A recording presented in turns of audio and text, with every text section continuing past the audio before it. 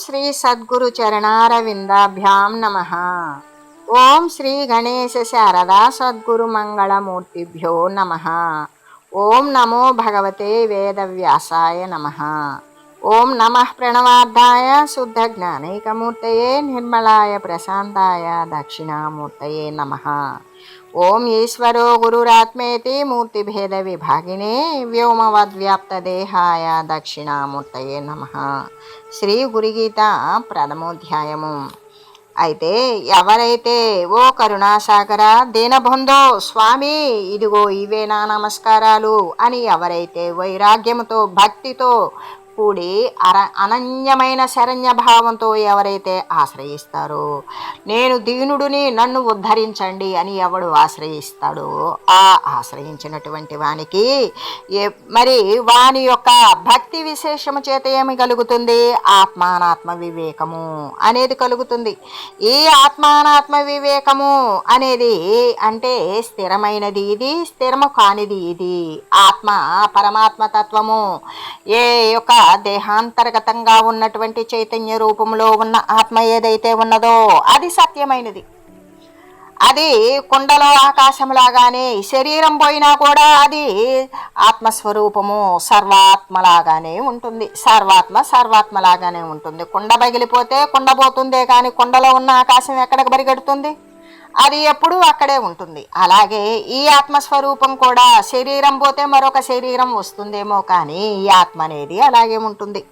అంటే సర్వ సమానత్వం, సమస్థితి, సమభావము కలిగినటువంటి స్థితి అని చెబుతూ, అయితే ఏ యొక్క వచ్చిపోయేటువంటి స్థితి కలిగిన దానిని అబద్ధ స్వరూపమని, స్థిరమైనటువంటి పదార్థమే సత్యమని భావించే వివేకం కలిగినటువంటి వానికి పరమ వైరాగ్యమే పుడుతుంది. దాని చేత వాడు ఏ విధంగా అంటే ఇహపర సంబంధాల యొక్క అంటే మోక్షకాంక్ష ఉండదు, మరి ఇంకా దూరదేశాల యొక్క కోరిక ఉండదు.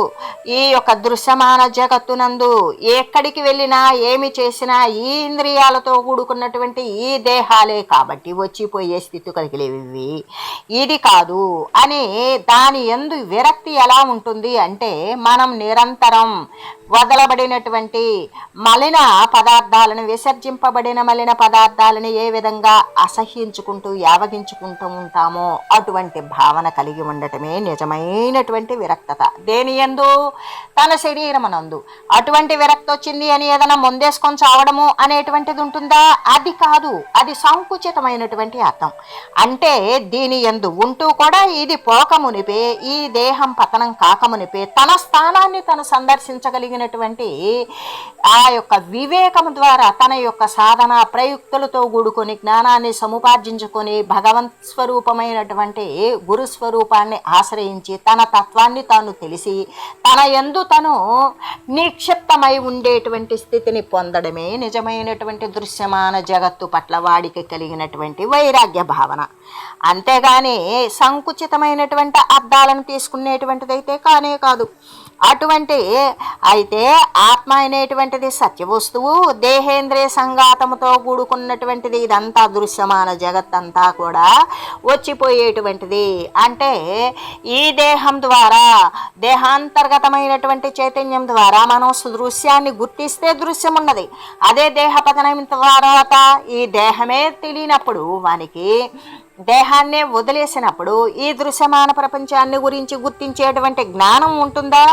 ఉండదు. అది ఉందో లేదో కూడా తెలియదు. కాబట్టి అటువంటి ఏ ఆత్మస్వరూపమైతే ఉన్నదే అదే సత్యమైనది, శాశ్వతమైనది, అదే నిత్యమైనది, నిరంజనమైనది అని తెలిసినప్పుడు వాడికి ఈ జగత్ సంబంధమైన దేహ సంబంధమైన వస్తువుల పట్ల, విషయాదుల పట్ల వాడికి తీవ్ర స్థాయిలో విరక్తి కలుగుతుంది. అలా కలిగినప్పుడు వాడికి అది ఏ స్థితి ద్వారా కలుగుతుంది? సమాధి షట్క సంపత్తి అనేటువంటి దాని ద్వారానే కలుగుతుంది. అయితే ఎప్పుడైతే విరక్తి కలిగిందో వాని యొక్క శమదమాదులు అనేవి శాంతించి, ఏ విధంగా శమము అంటే అంతరేంద్రియ నిగ్రహము, జ్ఞానము, వాని యొక్క జ్ఞానం ఏ విధంగా చెలిస్తుంది అక్కడ అంటే మన జ్ఞానము, మనసు, బుద్ధి, చిత్తము, అహంకారము ఇవన్నీ కూడా ఏ విధంగా అంటే అణచబడి పరమాత్మ వస్తువు తప్ప మరొకటి లేదు.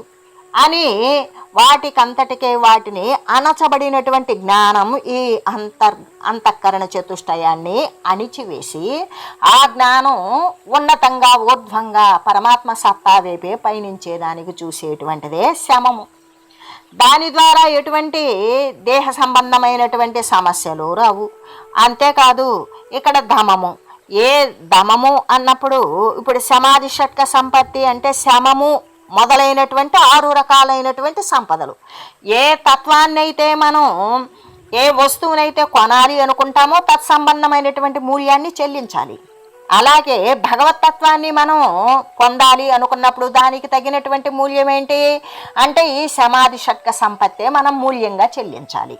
దాని యొక్క శమము, దమము, తితీక్ష, ఉపరతి, శ్రద్ధ, సమాధానము ఈ 6 కూడా మనం అక్కడ చెల్లించాలి. ఈ బాహ్యేంద్రియ నిగ్రహం అంటే శమము అంటే అంతరేంద్రియ నిగ్రహం. అంతరేంద్రియాలే జ్ఞాన, మనసు, బుద్ధి, చిత్త, అహంకారాలైనప్పుడు మరి బాహ్యేంద్రియాలు అంటే జ్ఞానేంద్రియాలు, కర్మేంద్రియాలు. ఈ 10 అంటే మనసు జ్ఞానేంద్రియాలు యందు చొప్పించకుండా ఉన్నప్పుడు అంటే శ్రోత్రము, చక్షువు, ఏ విధంగా శ్రోత్రము చెవి, మరి చర్మము, కన్ను, నాలుక, ముక్కు, వీటి ద్వారా అంటే రుచిని గ్రహించి బాగున్నదనో, వాసనను గ్రహించి బాగున్నదనో, చర్మం స్పర్శకు బాగున్నదనో, వినడానికి శబ్దం బాగున్నదనో, లేదా మరి ఇటువంటి వాటితో కంటికి రూపం బాగుందనో, ఇటువంటి వాటి వెంటబడకుండా వాటిని అంటే దాని యందు మనసు చొప్పించకపోయినప్పుడు అవి ఇంద్రియాలుగానే జడాలుగానే ఉంటాయి. దానిని ఆ విధంగా జడ రూపం చేయాలి అంటే మొట్టమొదటి శమంతోనే ప్రారంభమవుతుంది. అలాగే కర్మేంద్రియాలు వాగేంద్రియం ద్వారా, మరి చేతుల ద్వారా, పాదాల ద్వారా, మలమూత్ర విసర్జక అవయవాల ద్వారా, వీటి ద్వారా అంటే వాగేంద్రియం ద్వారా వచించేటువంటిది కానీ, చేతుల ద్వారా ఇచ్చిపుచ్చుకునేటువంటిది కానీ, పాదేంద్రియాల ద్వారా గమనాగమనం చేయడం కానీ, మరి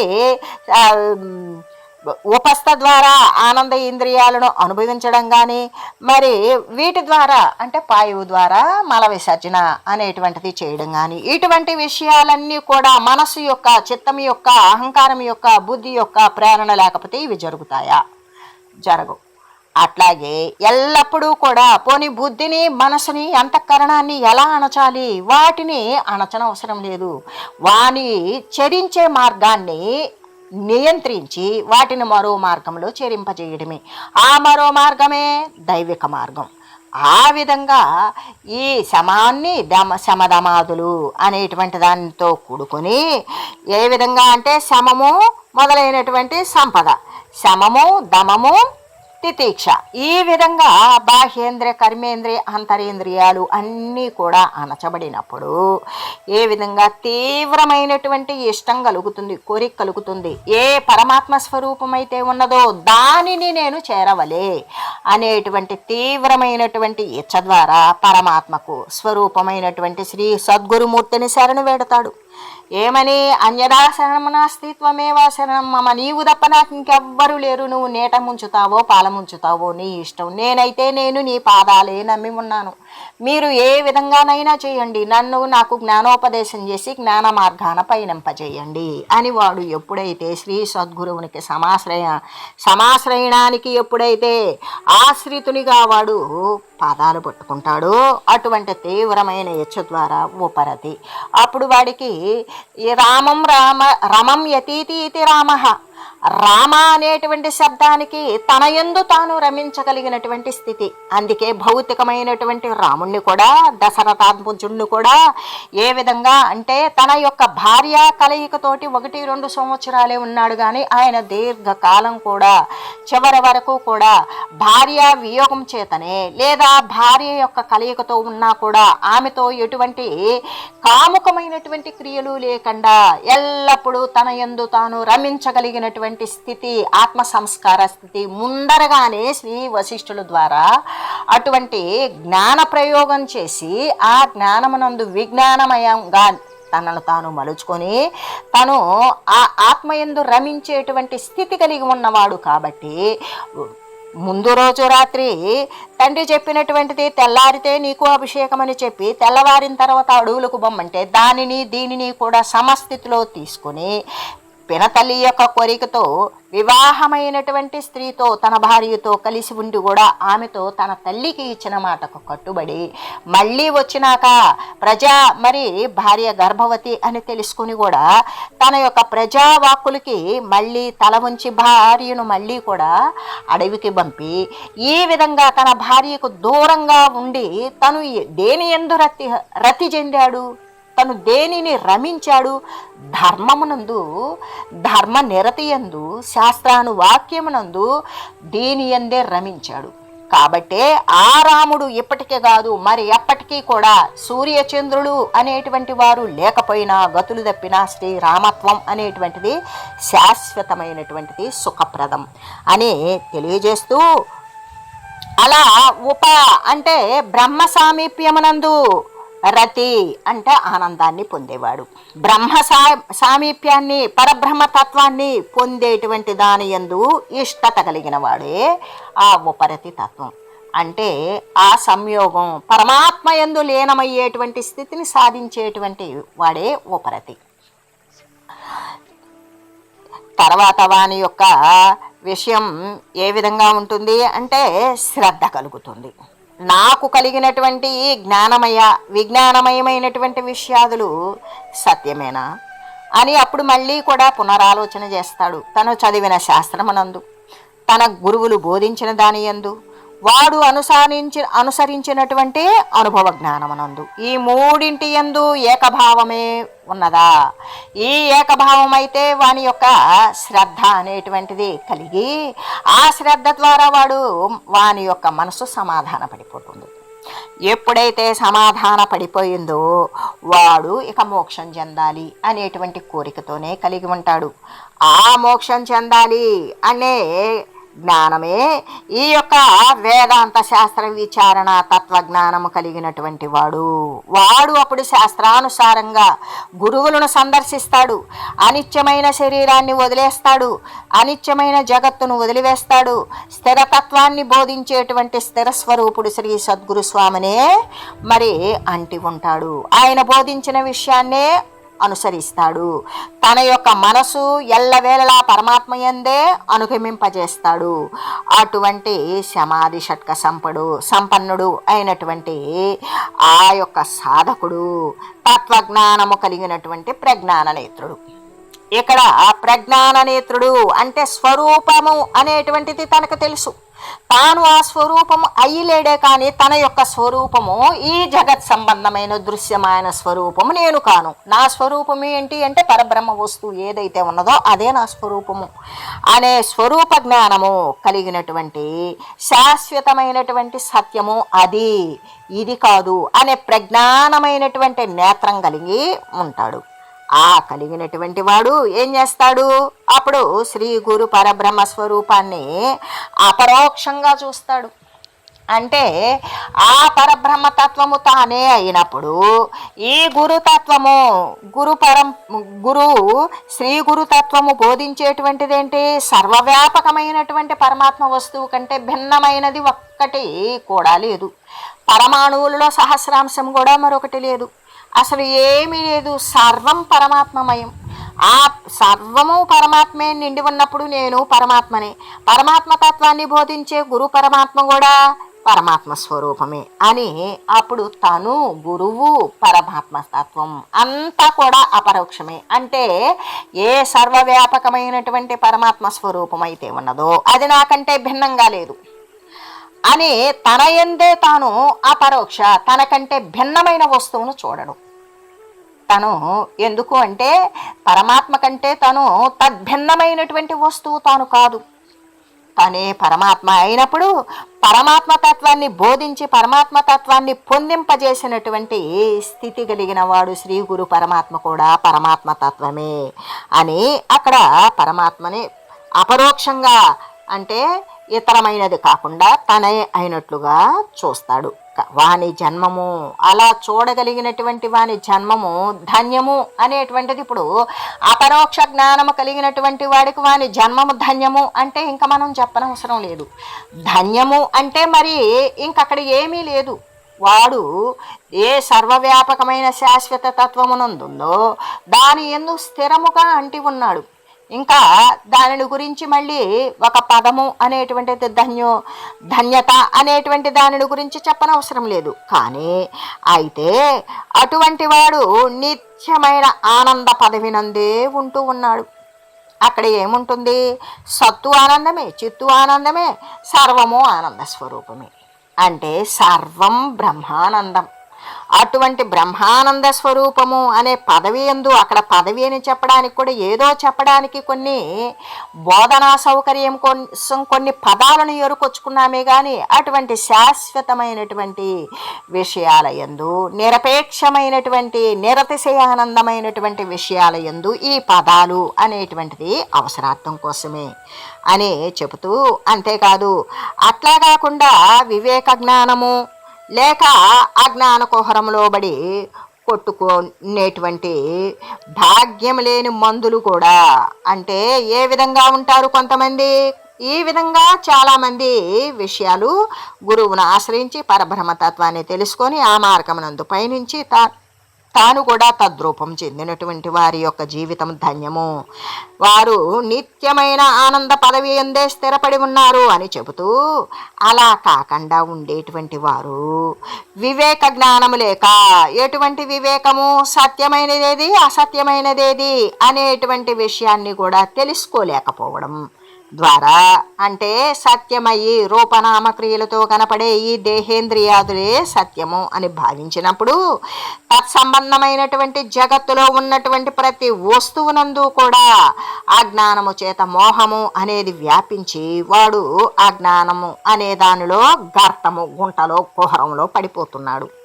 ఆ పడిపోయి కొట్టుకునేటువంటి భాగ్యము లేని మందులు, వాళ్ళకి జ్ఞాన భాగ్యము, సుజ్ఞాన భాగ్యము అనేది లేదు, పరమదరిద్రులు అని చెప్పడం.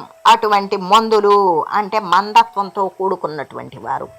మందత్వము అంటే ఇక్కడ అంధత్వము అంటే చీకటి అని, మందత్వము అంటే ఒక మూఢత్వము, లోక విషయాల యందు పరవశత్వము, అంటే అస్థిరమైన విషయాలను అనుసరించేటువంటి వాడు. అటువంటి మందులు అంటే మూర్ఖులు, అజ్ఞానులు. గురు భాస్కరుడు దేదీప్యమానుడై ప్రకాశిస్తూ ఉన్నప్పటికీ కూడా సూర్యోదయం ఉండెనను తత్ప్రకాశాన్ని గురుడి వారు చూడజాలనట్లుగానే తత్వజ్ఞాన ప్రకాశాన్ని పొందని వారై గురు స్వరూపాన్ని తెలియకుండానే ఉంటూ ఉన్నారు.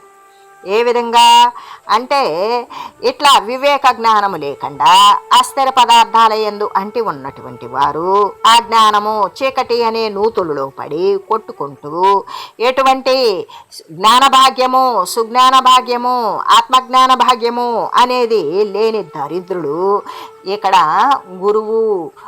గురు భాస్కరుడు అంటే గురువు అనేటువంటి పరమాత్మ భాస్కరుడు లాగా కోటి సూర్యుల కాంతితో ప్రకాశిస్తూ ఉన్నప్పటికీ ఆ కోటి సూర్యకాంతి గురుస్వరూపానికి ఎందుకు వచ్చింది అంటే ఇందాకే మనం చెప్పుకున్నాం, ఇంతకు ముందే చెప్పుకున్నాం. ఏమని?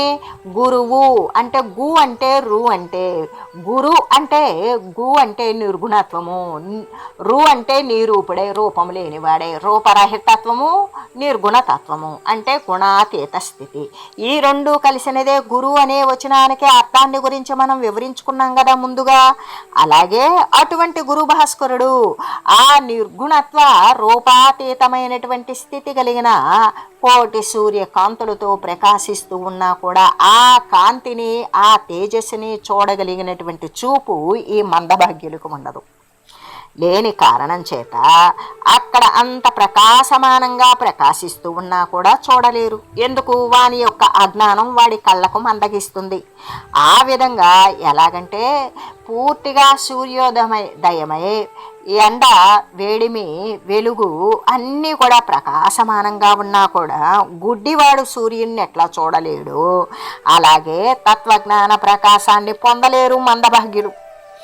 అస్థిర వస్తువులను అంటే ఉన్నటువంటి వారు, అసత్య పదార్థాల యందు దొర్లేటువంటి వారు, నిత్యము కాని వస్తువును పట్టుకొని వ్రేలాడేవారు, వారు తత్వజ్ఞాన ప్రకాశాన్ని పొందలేరు.